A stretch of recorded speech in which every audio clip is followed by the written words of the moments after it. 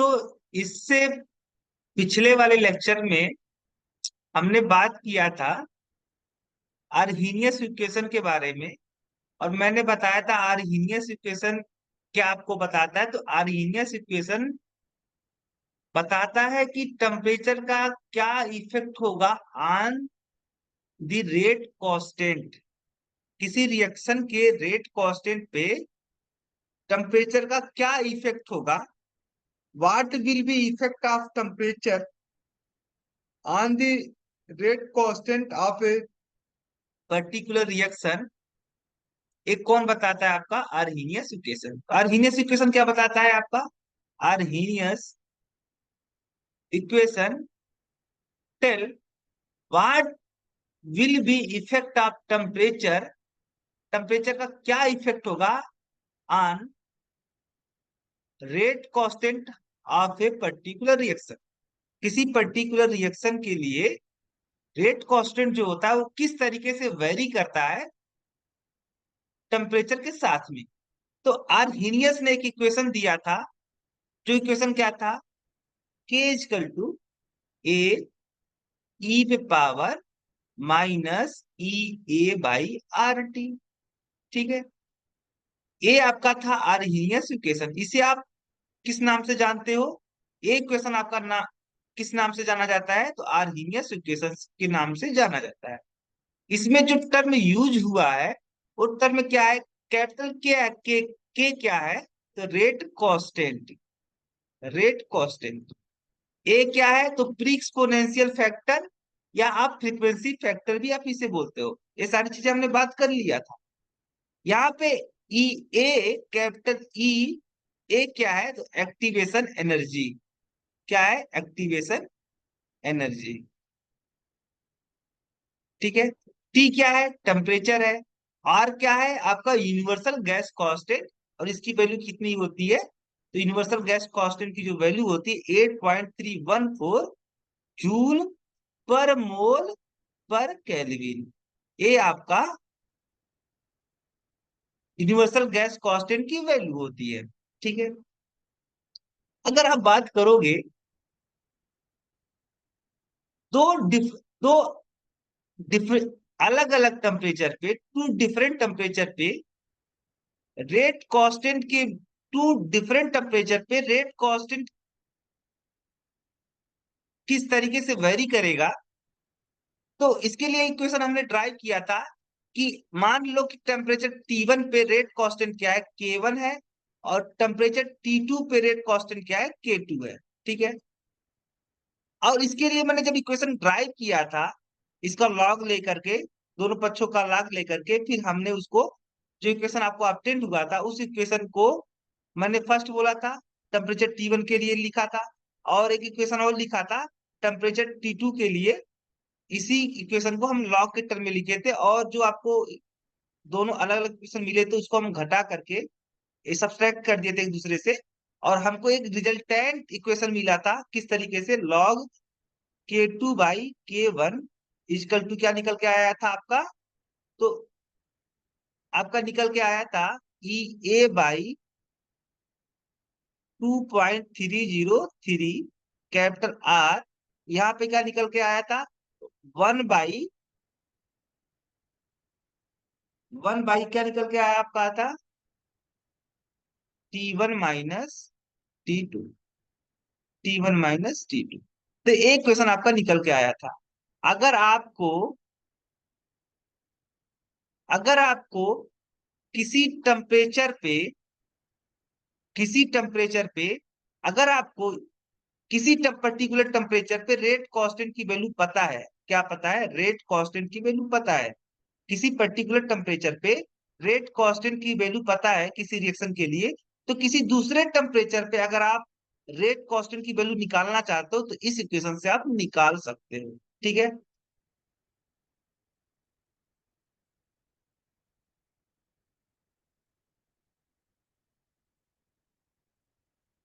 इस इक्वेशन से आप क्या कर सकते हो, निकाल सकते हो।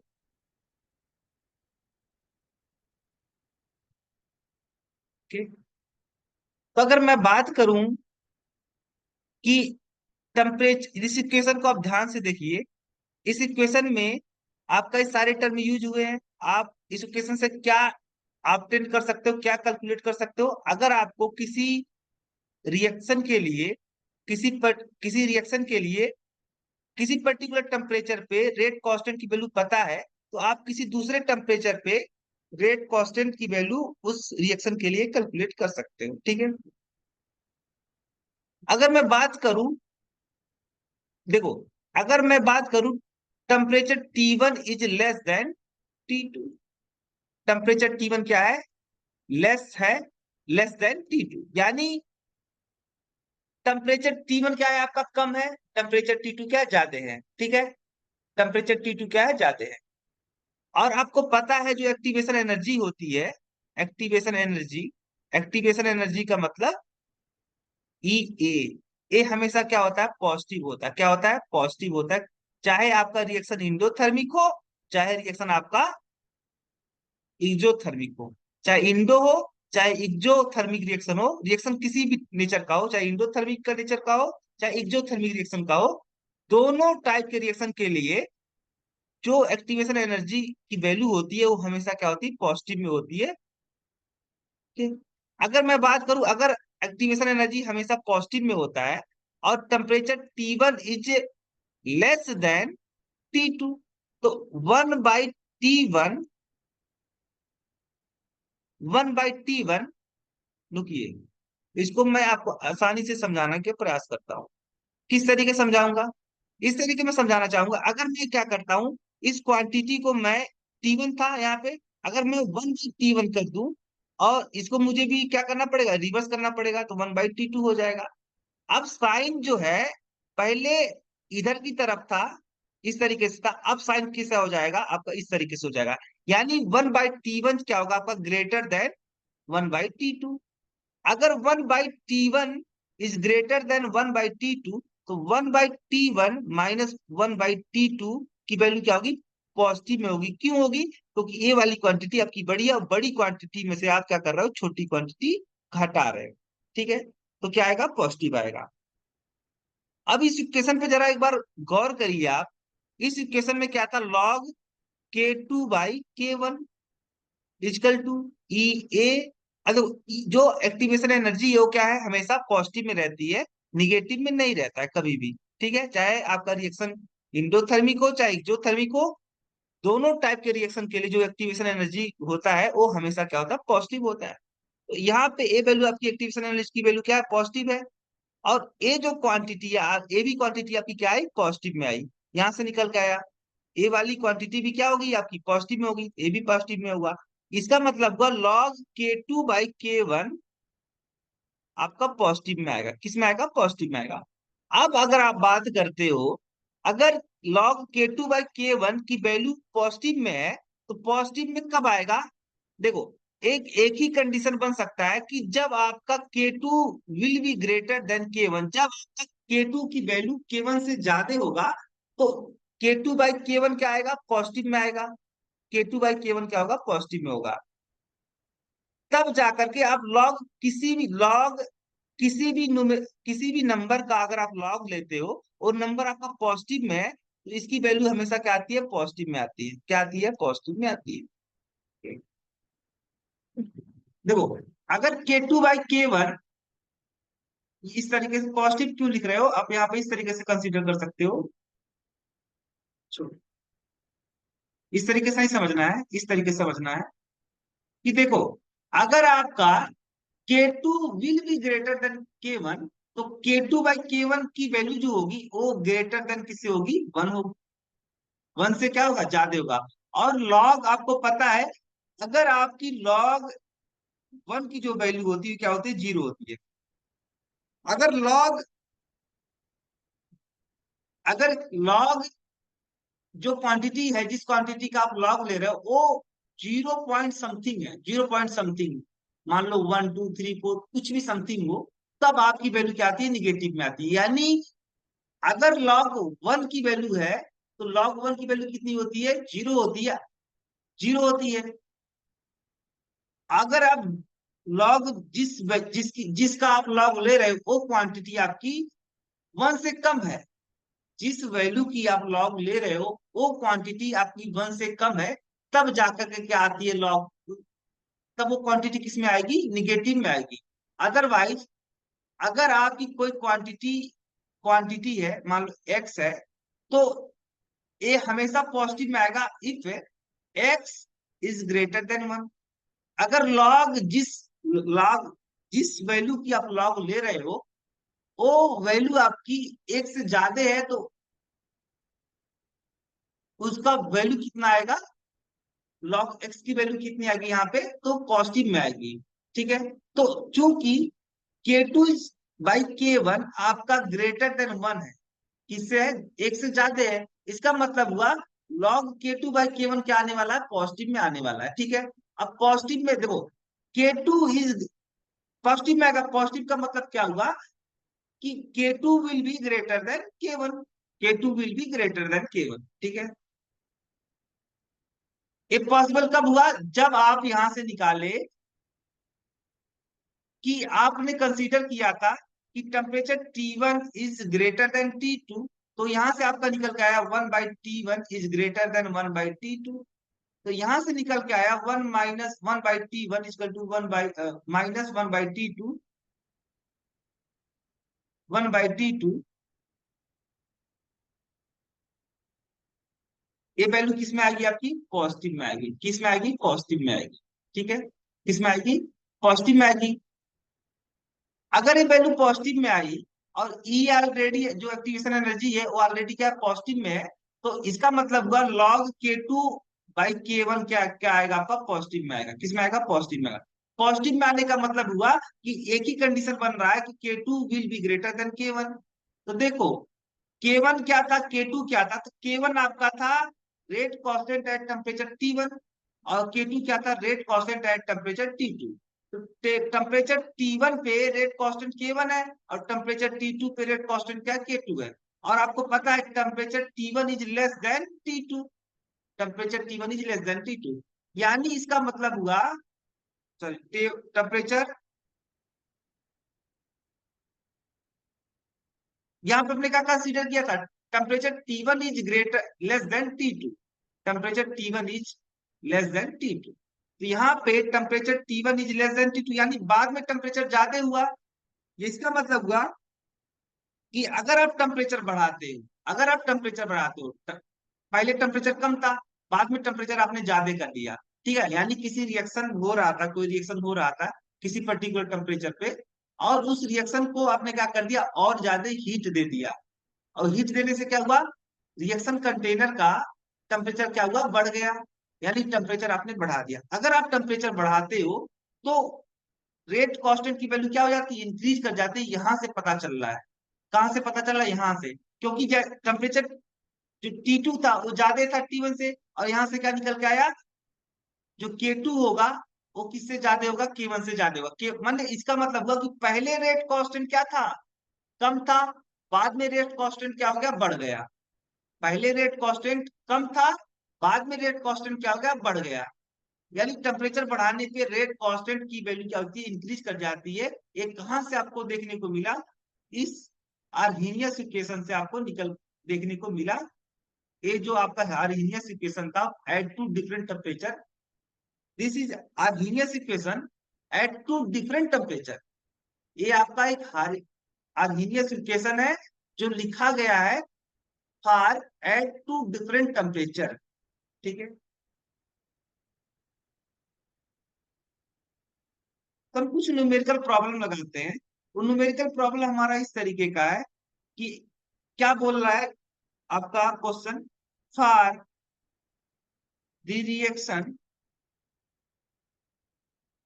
फॉर द रिएक्शन, रिएक्शन किस टाइप का है, तो नाइट्रोजन डाई नाइट्रोजन पेंटाक्साइड का डिकम्पोजिशन हो रहा है, और क्या बनेगा इसका, डाई नाइट्रोजन टेट्राक्साइड और प्लस हाफ O2, इस तरीके बन रहा है।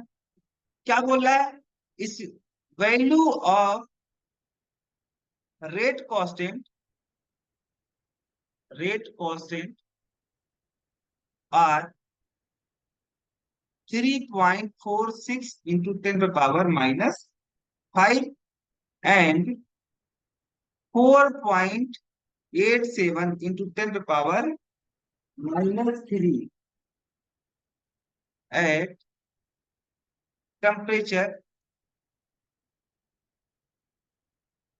at temperature 25 Celsius and 65 Celsius 65 Celsius respectively. Calculate activation energy, calculate activation energy, energy of the reaction, of the reaction. और इस यहाँ पे आपका यूनिवर्सल गैस कांस्टेंट की वैल्यू भी दे दिया है, कितना दिया, 1.987 कैलोरी पर मोल पर केल्विन, कैलोरी पर मोल पर केल्विन। अब इस क्वेश्चन को एक बार आप रीड करिए। इस क्वेश्चन में क्या बोल रहा है कि एक आपका रिएक्शन दिया गया है, और रिएक्शन किस टाइप का है, decomposition of die nitrogen pentoxide, और प्रोडक्ट क्या बन रहा है, डाई नाइट्रोजन टेट्राक्साइड और ऑक्सीजन गैस प्रोड्यूस हो रहा है इस रिएक्शन में। ठीक है, दिस इज आपका एक रिएक्शन, आपका ये रिएक्शन दिया गया है, और इस रिएक्शन के लिए जो रेट कांस्टेंट की वैल्यू दी गई है वह इतना दिया गया है और इतना दिया गया एट टेम्परेचर 25 सेल्सियस, यानी टेम्परेचर 25 सेल्सियस पे रेट कांस्टेंट कितना है, इतना है, और टेम्परेचर 65 सेल्सियस पे रेट कांस्टेंट कितना है, इतना है। यानी इसका मतलब हुआ कि मान लो कि आपका जो टेम्परेचर 25 सेल्सियस उसको आप टेम्परेचर T1 मान लो, तो टेम्परेचर T1 इक्वल टू कितना दिया, 25 सेल्सियस। अब 25 सेल्सियस को आप जब चेंज करोगे केल्विन में तो कितना आएगा, 298 केल्विन आएगा।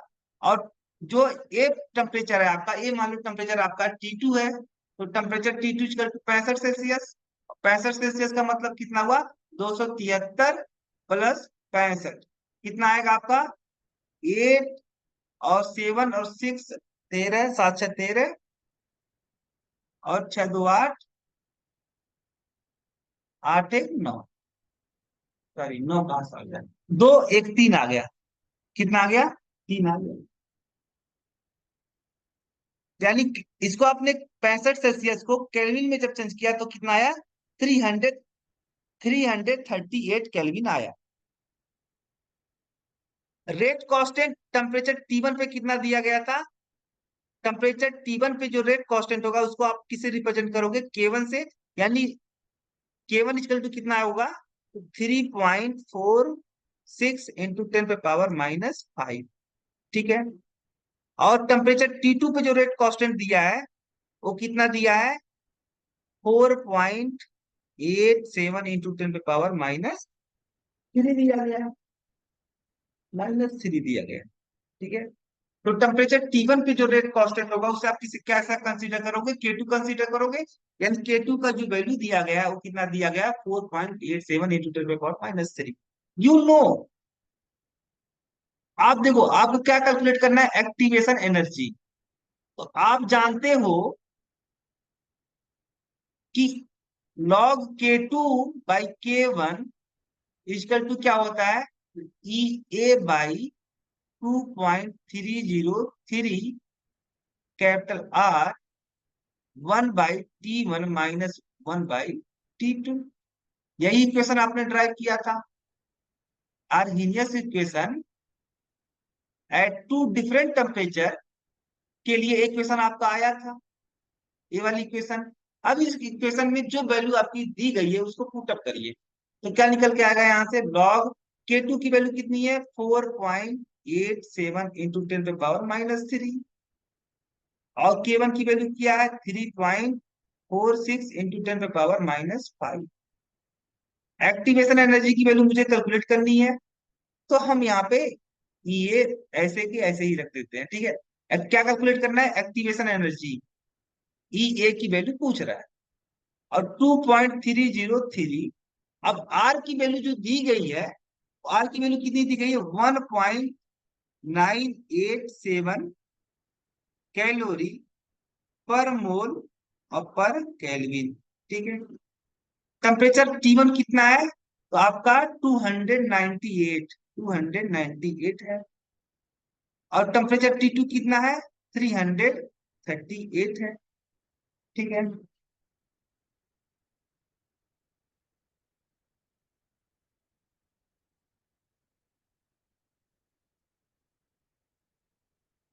यहाँ पे क्या आएगा आपका लॉग? देखो, अगर आप यहाँ पे इस नंबर को कैलकुलेट करते हो, ये नंबर कितना आएगा? तो ये नंबर आपका आएगा,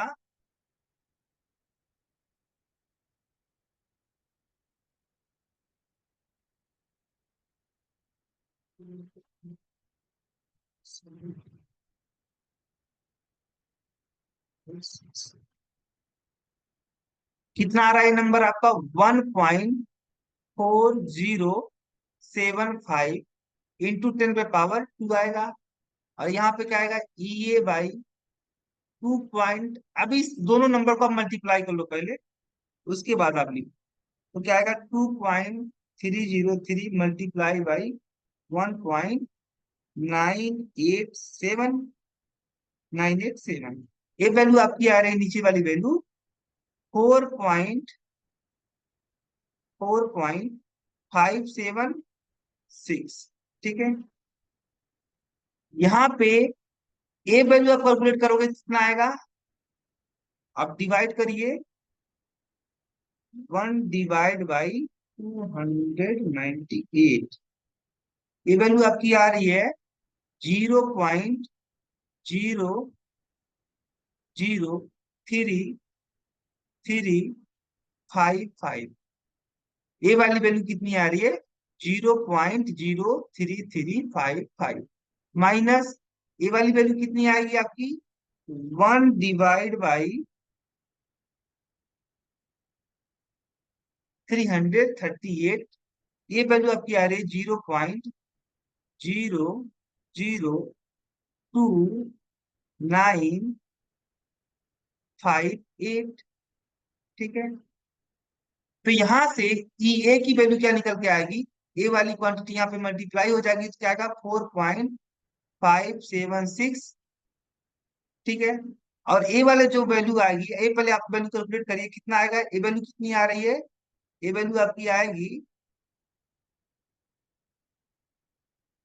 0.0003355 माइनस 0.00298। ये वैल्यू आपकी आ रही है, ये वैल्यू निकल के आपकी आ रही है 0.0000397। ए वाली वैल्यू आपकी चूंकि यहाँ पे क्या हो जाएगा, ये जब वैल्यू इधर आएगी तो ये वैल्यू आपकी डिनोमिनेटर में चली जाएगी। ठीक है, डिनोमिनेटर में 0.0000397। ठीक है। और लॉग क्या आएगा आपका? लॉग 1 देखो, अगर आप यहाँ पे इसका मतलब हुआ 100, अब 100 का मल्टीप्लाई इस नंबर में करते तो क्या आएगा? 140.75 आएगा। ठीक है। ये आपका आने वाला है। ईए की वैल्यू क्या निकल के आएगी आपको? देखो, आपने जो यूनिट रखा था यूनिवर्सल गैस कांस्टेंट का, वो कैलोरी में रखा था, इसलिए जो आपका एक्टिवेशन एनर्जी आएगा वो भी किस में आएगा? कैलोरी में आएगा। किस में आएगा? कैलोरी में। ठीक है।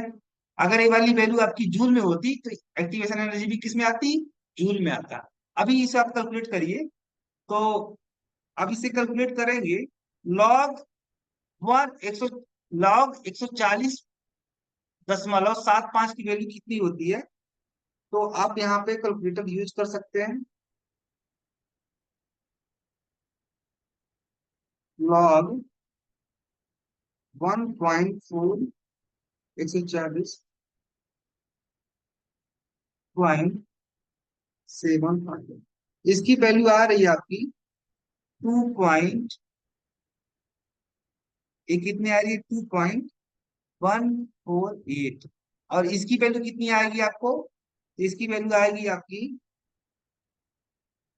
4.456। डिवाइड बाय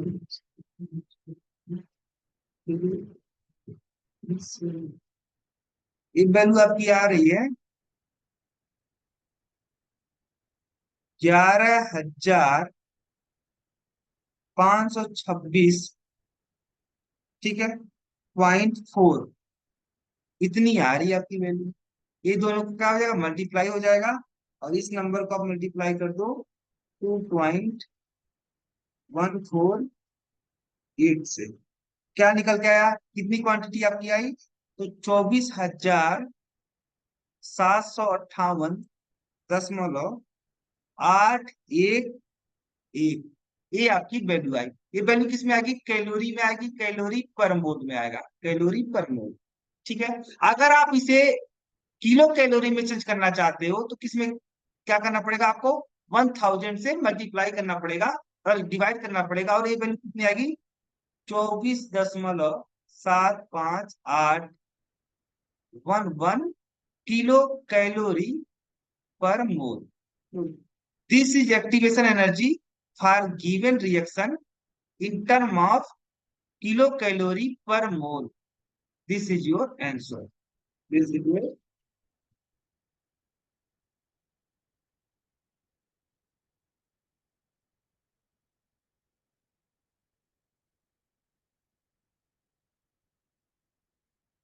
एकदम एग्जैक्ट आपका आंसर आया है, ठीक है।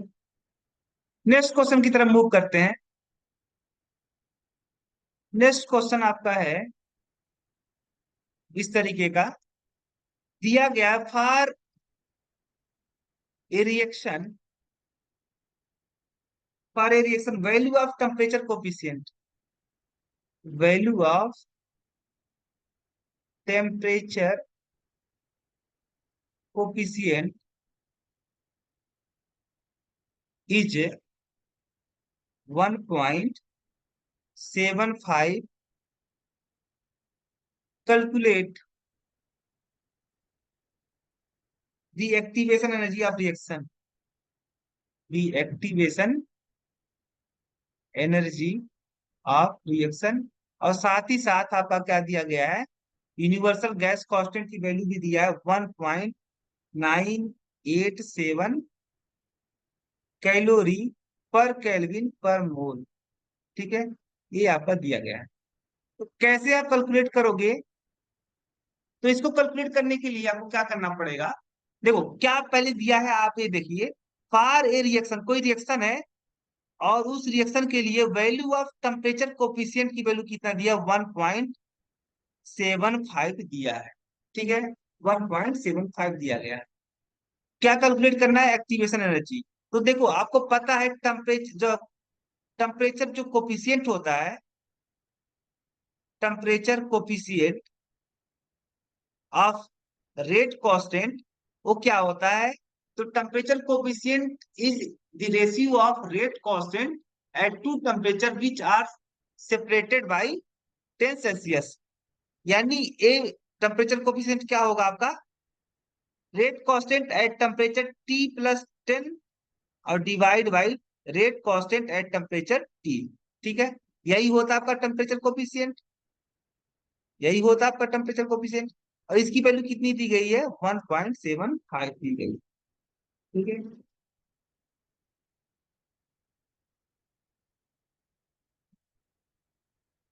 अगर आप मान लो कि यहाँ पे जो इनिशियल टेम्परेचर था, इनिशियल टेम्परेचर जिसे आप T1 से रिप्रेजेंट कर रहे हो, वो आपका क्या था, देखो मैंने बात किया था जो टेम्परेचर कोफिशिएंट क्या होता है, तो temperature coefficient is ratio of rate constant at temperature two at two temperature which are separated by 10 Celsius, इस तरीके से आपने आप लिखा करते थे। और मैंने कहा था यूजुअली जो क्या होता है कि जो टेम्परेचर होता है वो कितना कितना होता है, तो 25 सेल्सियस और 35 सेल्सियस पे रेट कांस्टेंट का रेशियो होता है आपका, वो होता है आपका टेम्परेचर कोफिशिएंट कहलाता है, ठीक है। तो टेम्परेचर कोफिशिएंट को आप ऐसे भी लिख सकते हो, यूजुअली क्या होता है कि जो टेम्परेचर होता है, जिन टेम्परेचर का रेशियो, जिस टेम्परेचर रेट कांस्टेंट की वैल्यू आपकी जो, मैंने क्या बताया था, तो मैंने बताया था कि टेम्परेचर कोफिशिएंट क्या होता है, तो it is ratio of rate constant at two temperature which are separated by 10 Celsius. और जनरली जिस टेम्परेचर पे रेट कांस्टेंट लिखा जाता है, रखा जाता है, वो क्या होता है, 25 सेल्सियस और 35 सेल्सियस पे रेट कांस्टेंट का रेशियो क्या कहलाता है, टेम्परेचर कोफिशिएंट कहलाता है। तो आपको इसको इस तरीके से भी लिख सकते हो, रेट कांस्टेंट एट 35 सेल्सियस और divide by rate constant eight 25 Celsius. ठीक है, यानी जो टेम्परेचर यहाँ पे इनिशियल टेम्परेचर था वो कितना था, 25 Celsius, T1 equal to 25 Celsius. और 25 सेल्सियस को आप चेंज करोगे केल्विन में तो कितना आएगा, 298 केल्विन आएगा। और टेम्परेचर T2 कितना होगा आपका, तो आपका 35 सेल्सियस, क्या होगा, 35 सेल्सियस। और 35 सेल्सियस को आप केल्विन में चेंज करोगे तो कितना आएगा, 308 केल्विन आएगा। ठीक है, तो आपको पता चल गया कि टेम्परेचर T1 कितना है, 298, और टेम्परेचर T2 क्या है आपका, 308 केल्विन है। ठीक है, तो इस हिसाब से जो जिस तरीके से आपका दिया गया था टेम्परेचर कोफिशिएंट की वैल्यू कितना दिया गया था, 1.75। तो देखो, अगर ये टेम्परेचर T2 है, अगर 35 सेल्सियस आपका टेम्परेचर T2 है और 25 सेल्सियस आपका टेम्परेचर क्या है, T1 है, ये जो ऊपर वाला वैल्यू होगा, ठीक है, एक किसका रेशियो होगा, तो आप इस देखो टेम्परेचर T2 पे जो रेट कांस्टेंट होता है आप किसे रिप्रेजेंट करते हो, K2 से। और टेम्परेचर T1 पे जो रेट कांस्टेंट होता है उसे क्या आप किसे रिप्रेजेंट करते हो, K1 से। यानी कि आपका क्या दिया गया है, तो K2/K1 दिया गया है 1.75। बस एक वैल्यू अगर आपने पता कर लिया तो आपके लिए इस इक्वेशन को सॉल्व करना बहुत इजी हो जाएगा। ठीक है, तो आप जानते हो Arrhenius equation at two different temperature के लिए क्या लिखा जाता है, तो लॉग K2/K1 और equal to EA/2.303 1/T1 - 1/T2। अब सारी वैल्यू पुट अप करो, लॉग K2/K1 की वैल्यू कितनी दी है, 1.75, और EA की वैल्यू कितनी दी है, एक्टिवेशन एनर्जी। तो आपको कैलकुलेट करना है, कोई दिक्कत नहीं है, इसको ऐसे ही रहने दो। 2.303, कैपिटल आर की वैल्यू कितना दिया गया है, तो यहाँ पे आप देख सकते हो आर की वैल्यू दिया गया है 1.98, 1.98 कैलोरी पर मोल पर केल्विन। ठीक है, और टेम्परेचर T1 कितना दिया गया आपका, 1/298 -1/308। ठीक है, ये आपकी वैल्यू। अब इस तरीके से यहाँ पे अगर आप कैलकुलेट करोगे, इस इस पूरे न्यूमेरिकल प्रॉब्लम को सॉल्व करिएगा, तो आपका जो निकल के आएगा एक्टिवेशन एनर्जी कितना निकल के आएगा, तो निकल के आपका आएगा 10.207 इंटू 10 की पावर 2 कैलोरी पर मोल निकल के आपका आएगा। ठीक है, अगर आप इसे किलो कैलोरी में चेंज करना चाहते हो तो कितना आएगा आपका, तो किलो कैलोरी में इसकी वैल्यू आएगी 10 की पावर 3 होगा। ऐसे आप किलो कैलोरी में चेंज करोगे तो क्या आएगा आपका activation energy, 10.207 kilo calorie per मोल। ये आपका एक्टिवेशन एनर्जी आएगा फॉर गिवन रिएक्शन। ठीक है, तो दिस इज योर आंसर। अब मैं बात कर रहा था, जब हम क्या बात कर रहे थे, तो फैक्टर अफेक्टिंग रेट कांस्टेंट। हम उन फैक्टर के बारे में बात कर रहे थे जो किसी रिएक्शन के रेट कांस्टेंट को क्या कर सकते हैं, अफेक्ट कर सकते हैं। तो पहला जो फैक्टर मैंने बात किया था टेम्परेचर, और टेम्परेचर के रिस्पेक्ट में हमने बात किया कि अगर टेम्परेचर बढ़ता है तो किसी रिएक्शन के लिए रेट कांस्टेंट की वैल्यू भी क्या कर जाती है, इंक्रीज कर जाती है। अब दूसरा फैक्टर हम बात करेंगे कैटलिस्ट। तो देखो, कैटलिस्ट के बारे में हम ऑलरेडी बात कर चुके हैं। कैटलिस्ट ऐसे सबस्टांस होते हैं जो किसी रिएक्शन के रेट को बढ़ा भी सकते हैं और घटा भी सकते हैं। और कैटलिस्ट दो टाइप के होते हैं, एक पॉजिटिव कैटलिस्ट और दूसरा निगेटिव कैटलिस्ट। तो पॉजिटिव कैटलिस्ट क्या करते हैं, रिएक्शन के रेट को बढ़ा देते हैं, और निगेटिव कैटलिस्ट क्या करते हैं, रिएक्शन के रेट को घटा देते हैं। ठीक है। तो अगर कोई रिएक्शन हो रहा है in the presence of positive catalyst, तो रिएक्शन का रेट क्या हो जाएगा, आपका इंक्रीज हो जाएगा। रिएक्शन का रेट क्या हो जाएगा, इंक्रीज हो जाएगा। और रिएक्शन का रेट इंक्रीज क्यों हो जाता है, क्योंकि ये जो पॉजिटिव कैटलिस्ट होते हैं वो रिएक्शन के लिए एक्टिवेशन एनर्जी की वैल्यू क्या कर देते हैं, घटा देते हैं। क्या कर देते हैं, घटा देते हैं। तो यूजुअली यूजुअली क्या करना है, presence of positive catalyst, positive catalyst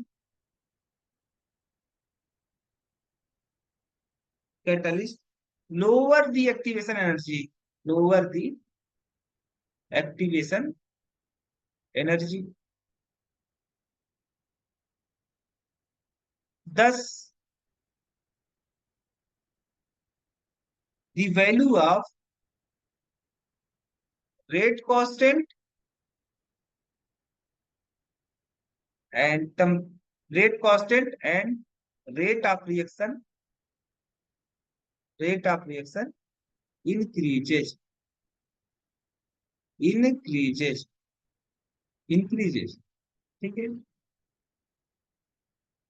अगर दो कैटलिस्ट क्या होते हैं, तो कैटलिस्ट ऐसे सबस्टांस होते हैं जो किसी रिएक्शन के रेट को बढ़ा भी सकते हैं, घटा भी सकते हैं। कैटलिस्ट दो टाइप के होते हैं, पॉजिटिव कैटलिस्ट और निगेटिव कैटलिस्ट। तो पॉजिटिव कैटलिस्ट जो होते हैं वो रिएक्शन के रेट को बढ़ाते हैं। क्या करते हैं, रिएक्शन के रेट को बढ़ा देते हैं।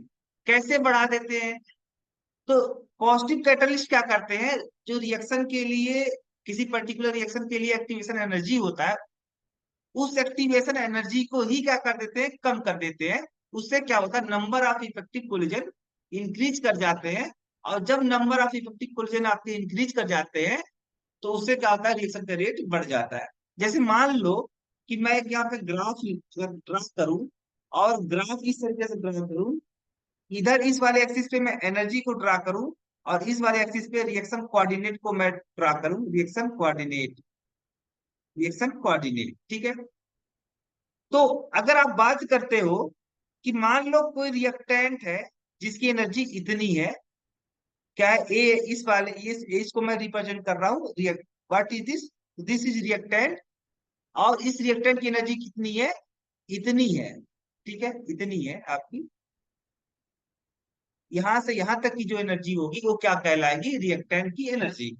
अब इस रिएक्शन को अगर प्रोडक्ट में कन्वर्ट होना है, तो आपको पता है जब भी रिएक्टेंट जो होते हैं, रिएक्टेंट डायरेक्ट प्रोडक्ट में चेंज नहीं होते हैं। रिएक्टेंट पहले आपस में क्या करते हैं, कोलाइड करते हैं, और कोलाइड करके रिएक्टेंट और प्रोडक्ट के बीच में कुछ ऐसे स्पीसीज का फॉर्मेशन होता है जो बहुत ज्यादा एनर्जेटिक होता है। क्या होता है, बहुत ज्यादा एनर्जेटिक होता है। यानी रिएक्टेंट डायरेक्ट प्रोडक्ट में न चेंज होकर के, रिएक्टेंट पहले चेंज होता है किसमें, आपका एक्टिवेटेड कॉम्प्लेक्स में, एक्टिवेटेड कॉम्प्लेक्स में। और ये एक्टिवेटेड कॉम्प्लेक्स सुटेबल कंडीशन में प्रोडक्ट में चेंज हो जाता है। ठीक है। तो इस रिएक्टेंट को अगर प्रोडक्ट में चेंज होना है, तो पहले रिएक्टेंट को किस में चेंज होना पड़ेगा, एक्टिवेटेड कॉम्प्लेक्स बनाना पड़ेगा। इस रिएक्टेंट को, जो रिएक्टेंट आपके रिएक्शन में पार्टिसिपेट कर रहे हैं, उन रिएक्टेंट को किस में कन्वर्ट होना पड़ेगा, पहले एक्टिवेटेड कॉम्प्लेक्स में कन्वर्ट होना पड़ेगा। और वो एक्टिवेटेड कॉम्प्लेक्स आपका क्या होगा, प्रोडक्ट में सुटेबल कंडीशन पे प्रोडक्ट में चेंज हो जाएगा। ठीक है। तो अगर आप बात कर रहे हो, ये इस यहाँ पे आपका क्या है, रिएक्टेंट है। और ये रिएक्टेंट अगर आपका प्रोडक्ट में चेंज होना चाहता है, तो मान लो एक्टिवेटेड कॉम्प्लेक्स की एनर्जी इतनी है, क्या है, इतनी है। तो जब रिएक्टेंट की एनर्जी, जब तक आप रिएक्टेंट, जो आपका जो रिएक्टेंट है, वो रिएक्टेंट आपका इतनी एनर्जी, देखो, रिएक्टेंट की एनर्जी इतनी है। अभी इस रिएक्टेंट को कितनी एनर्जी की आवश्यकता है, तो इतनी एनर्जी की आवश्यकता ये जो एनर्जी है यहाँ से यहाँ तक की एनर्जी, ये इतनी एनर्जी की इसकी रिक्वायरमेंट है। ठीक है, जब रिएक्टेंट के पास इतनी एनर्जी एक्स्ट्रा आप सप्लाई कर दोगे, तो रिएक्टेंट की एनर्जी आपकी क्या हो जाएगी, इंक्रीज हो जाएगी। और इस स्टेट को आप क्या कर लेगा, रिएक्टेंट अचीव कर लेगा। और जब रिएक्टेंट इस स्टेट को अचीव कर लेगा, तो फिर वो किस में चेंज हो जाएगा, प्रोडक्ट में चेंज हो जाएगा। ठीक है, the minimum amount of energy which are required to reactant molecule to convert into activated complex are called activation energy। यहाँ से यहाँ तक की जो एनर्जी है, यहाँ से यहाँ तक की जो एनर्जी है, इसे क्या बोलते हो आप, एक्टिवेशन एनर्जी। Activation energy.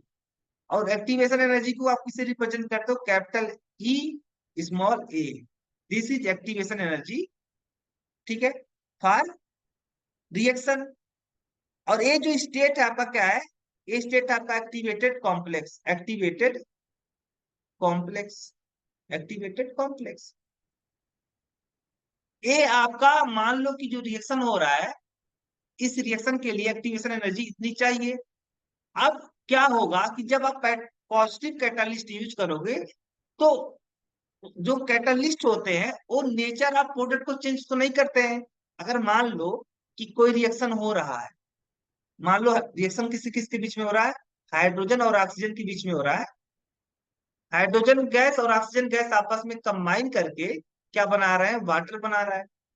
अब इस रिएक्शन के लिए मान लो एक्टिवेशन एनर्जी कितनी की हो सकता है, 1000 किलो कैलोरी पर मोल की एनर्जी रिक्वायरमेंट है टू द रिएक्टेंट। हाइड्रोजन और ऑक्सीजन को कितनी एनर्जी की रिक्वायरमेंट है ताकि ये प्रोडक्ट में चेंज हो, तो 100 किलो कैलोरी पर मोल की आवश्यकता है। ठीक है, अब ये आपका है, जब आप ये जो कंडीशन आप बता रहे हो कि इतनी एनर्जी की आवश्यकता है, एक कब की बात कर रहे हो आप, जब आप कैटलिस्ट यूज नहीं कर रहे हो तब। ठीक है, अब पता है आपको जो कैटलिस्ट होता है, कैटलिस्ट नेचर ऑफ प्रोडक्ट को नहीं चेंज करता, नेचर ऑफ प्रोडक्ट को चेंज नहीं करता। ठीक है, नेचर ऑफ प्रोडक्ट को चेंज नहीं करता है, यानी जो प्रोडक्ट पहले बन रहा था वही प्रोडक्ट अभी भी बनेगा। ठीक है, बस क्या होगा, डिफरेंस ये होगा कि जो रिएक्शन पहले इन दी एब्सेंस ऑफ कैटलिस्ट हो रहा था, जो बहुत स्लो हो रहा था, स्लो होने के पीछे रीजन ये था कि आपको पता है कि रिएक्टेंट को क्या चाहिए, एनर्जी चाहिए। और जब तक एक डिफिनिट अमाउंट ऑफ एनर्जी नहीं मिलेगा, तब तक रिएक्टेंट प्रोडक्ट में चेंज नहीं होगा। अब इस वाले जो रिएक्शन आपने कंसीडर किया है हाइड्रोजन और ऑक्सीजन के बीच में, और प्रोडक्ट जो आप फॉर्मेशन कर रहे थे वाटर का, और इस एनर्जी के लिए कितना एनर्जी की रिक्वायरमेंट थी, इस रिएक्शन के लिए कितनी एनर्जी की रिक्वायरमेंट थी 100 किलो कैलोरी पर मोल। अब मान लो इसमें आपने क्या किया, इसी रिएक्शन को, सेम रिएक्शन को आप रन करवा रहे हो इन दी प्रेजेंस ऑफ कैटलिस्ट, तो कैटलिस्ट तो जो प्रोडक्ट बन रहा था उसको तो अफेक्ट नहीं करेगा। क्या करेगा, तो कैटलिस्ट आपका रिएक्शन का रेट को बढ़ा देगा, रिएक्शन के रेट को बढ़ा देगा। कैसे बढ़ाता है, तो ये जो ये रिएक्टेंट इस पाथ के थ्रू जा रहा था, उस पाथ को ही क्या कर देगा, कैटलिस्ट आपका चेंज कर देगा। तो ये रिएक्शन को, इस रिएक्शन को कैटलिस्ट इस पाथ के थ्रू न ले जा करके एक अलग से पाथ प्रोवाइड कराएगा, और इस तरीके से क्या करेगा, इसको, इस रिएक्शन को रन करवाएगा। ठीक है, और लास्ट में जाके क्या किसमें चेंज होगा, प्रोडक्ट में चेंज होगा। लास्ट में जाके क्या किसमें चेंज होगा, प्रोडक्ट में चेंज होगा। तो जो पहले प्रोडक्ट बन रहा था वही प्रोडक्ट अभी भी बनेगा, बस डिफरेंस ये होगा कि रिएक्शन का जो पाथ होगा वो क्या होगा, चेंज हो जाएगा। तो दिस देखो, this is activation energy in the absence of catalyst, in the absence of catalyst. अब जब आपने कैटलिस्ट यूज किया, यानी in the presence of catalyst, तो रिएक्शन का जो पाथ था वो क्या हो गया, चेंज हो गया। और आप देख सकते हो कि ये यहां से यहां तक ये रिएक्टेंट है, ये रिएक्टेंट की एनर्जी है।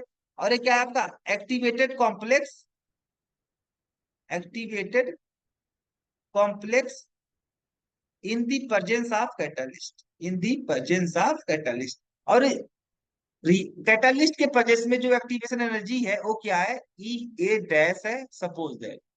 What is this, E A dash क्या है, तो activation energy in the presence of catalyst. तो आप देख सकते हो कि E A greater than E one E A dash. E A is greater than E A dash, यानी पहले एक्टिवेशन एनर्जी ज्यादा था और बाद में एक्टिवेशन एनर्जी जब आपने कैटलिस्ट यूज किया तो कैटलिस्ट यूज करने से क्या हुआ, जो एक्टिवेशन एनर्जी रिक्वायर्ड थी रिएक्टेंट मॉलिक्यूल को प्रोडक्ट में चेंज होने के लिए, वो क्या हो गया, कम हो गया। ठीक है।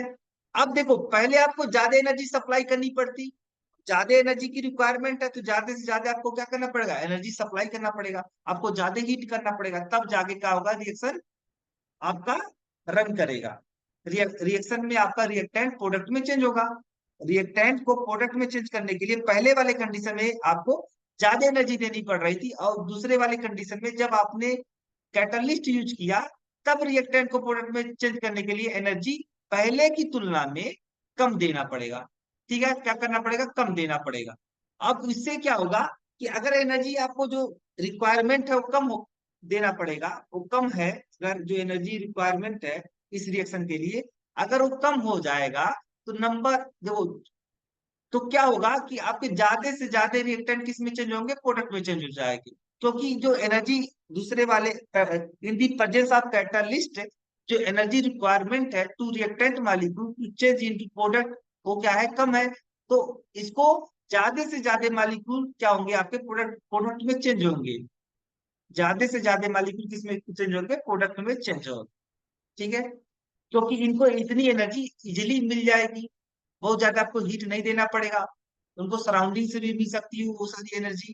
ठीक है, या थोड़ा सा आप हीट किए हुए तो आपको एनर्जी इधर मिल जाएगी, और ज्यादा से ज्यादा रिएक्टेंट किस में चेंज होंगे, प्रोडक्ट में चेंज होंगे, in compare to initial condition. Initial condition का मतलब जब आप catalyst in the absence of catalyst आपने रिएक्शन करवा रहे थे तो आपको ज्यादा एनर्जी देनी पड़ रही थी रिएक्टेंट को प्रोडक्ट में चेंज करने के लिए, और जब कैटलिस्ट का प्रेजेंस हो गया तो आपको कम हीट देना पड़ रहा है रिएक्शन को रन करवाने के लिए, यानी रिएक्टेंट को प्रोडक्ट में चेंज करने के लिए आपको कम एनर्जी देनी पड़ रही है। कब, जब आप कैटलिस्ट यूज कर रहे हो तब। ठीक है, तो अगर मैं बात करूं कि कोई रिएक्शन है, यही है, हाइड्रोजन प्लस ऑक्सीजन था, हाइड्रोजन और ऑक्सीजन मिल करके क्या बना रहे थे, वाटर बना रहा था। मान लो इस रिएक्शन के लिए जो एनर्जी रिक्वायरमेंट था वो कितना था, 1000 वन 100 किलो कैलोरी पर मोल। ठीक है, और मान लो आपका जो रिएक्शन, ये जो रिएक्शन था इस रिएक्शन का टेम्परेचर कितना था, तो मान लो आप कितना था, 1000 सेल्सियस, वन, अगर मान लो आपका 500 सेल्सियस था, कितना था, 500 सेल्सियस। तो इतना 500 सेल्सियस टेम्परेचर रखना पड़ रहा था इस रिएक्शन का, तब जाकर के क्या हो रहा था, रिएक्शन हो रहा था। ठीक है, और इस रिएक्शन का कुछ टेम्परेचर रहा होगा, कुछ रेट रहा होगा, इस रिएक्शन का रेट कुछ ना कुछ तो रहा होगा। तो मान लो रिएक्शन का रेट क्या रहा होगा, आर रहा होगा। ठीक है, अब क्या हुआ, आपका यही रिएक्शन जब आप कैटलिस्ट के प्रोसेस में करवा रहे हो तो जो रिएक्शन के लिए जो एनर्जी रिक्वायरमेंट है वो पहले की तुलना में कम हो जाएगा, क्योंकि कैटलिस्ट क्या करेगा, एक्टिवेशन एनर्जी को घटा देगा, इसीलिए एनर्जी जो रिक्वायरमेंट होगी रिएक्शन के लिए वो कम हो जाएगा। तो मान लो पहले 100 किलो कैलोरी पर मोल की आवश्यकता पड़ रही थी एनर्जी की, अब इस कैटलिस्ट के प्रोसेस में जो एनर्जी रिक्वायरमेंट है वो घट करके कितना रह गया, मान लो कि 50 किलो कैलोरी पर मोल एनर्जी की रिक्वायरमेंट है इस रिएक्शन को, इस रिएक्शन में हाइड्रोजन और ऑक्सीजन को वाटर में चेंज करने के लिए। ठीक है, और टेम्परेचर आपने वही टेम्परेचर रखा, क्या है टेम्परेचर जो आपने 500 सेल्सियस रखा था वही टेम्परेचर आपने अभी भी रखा है। तो इस टेम्परेचर पे क्या होगा, देखो यहाँ पे अब एनर्जी जो रिक्वायरमेंट हो क्या है, कम है। तो इस ये जो आपका टेम्परेचर है 500 सेल्सियस, ये 500 सेल्सियस जो एनर्जी प्रोवाइड करवाएगा आपका, उससे क्या होगा कि ज्यादा से ज्यादा मालिक्यूल जो ए एनर्जी का है, कम है, तो कम है तो इस एनर्जी इतना टेम्परेचर देने पे आपके ज्यादा से ज्यादा मालिक्यूल इस एनर्जी को क्या कर लेंगे, ऑब्टेन कर लेंगे, क्योंकि इस एनर्जी को ऑब्टेन करना रिएक्टेंट के लिए अब आसान हो गया। ठीक है, और ये एनर्जी आप सेम टेम्परेचर पे बात करोगे तो in the presence of catalyst reaction का रेट क्या होगा, इंक्रीज कर जाएगा। क्योंकि नंबर ऑफ इफेक्टिव कोलिजन क्या हो जाते हैं, इंक्रीज हो जाते हैं इन दी प्रेजेंस ऑफ कैटलिस्ट, क्योंकि एनर्जी जो रिक्वायरमेंट होती है वो क्या हो जाता है, कम हो जाता है। ठीक है, तो ये बात समझ में आ गया। अगर देखो, अगर रेट, किसी रिएक्शन का रेट बढ़ता है, किसी रेट, किसी रिएक्शन का रेट अगर आपका इंक्रीज करेगा तो रेट कांस्टेंट की वैल्यू भी क्या कर जाएगा, इंक्रीज कर जाएगा। ठीक है, इसका मतलब हुआ कि in the presence of catalyst rate constant of a reaction also increase है। अगर रेट बढ़ेगा तो रेट कांस्टेंट की वैल्यू भी बढ़ेगी, अगर रेट बढ़ेगा तो रेट कांस्टेंट की वैल्यू भी बढ़ेगी। यानी किसी रिएक्शन का जो रेट कांस्टेंट होता है वह पॉजिटिव कैटलिस्ट के प्रेजेंस में क्या हो जाता है, इंक्रीज कर जाता है। पॉजिटिव कैटलिस्ट के प्रेजेंस में क्या हो जाता है, इंक्रीज कर जाता है। बाकी लेक्चर हम नेक्स्ट क्लास में कंटिन्यू करेंगे। आज के लिए थैंक